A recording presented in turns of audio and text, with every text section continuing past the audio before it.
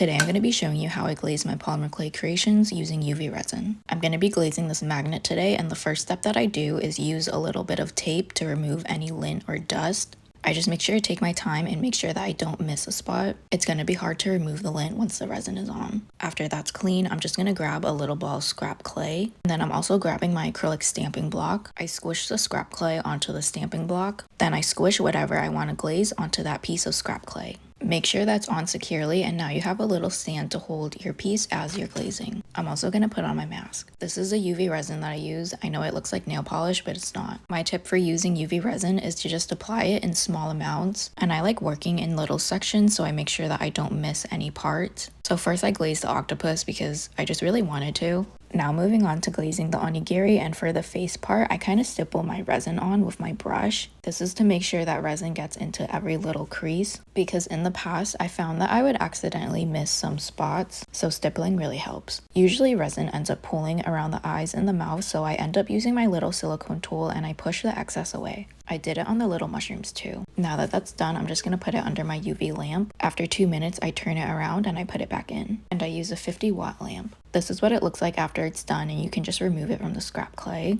I forgot to show it, but once this part is glazed, I flip it over and I glaze the backside. I hope you found this helpful, and here are all the ones I glazed tonight.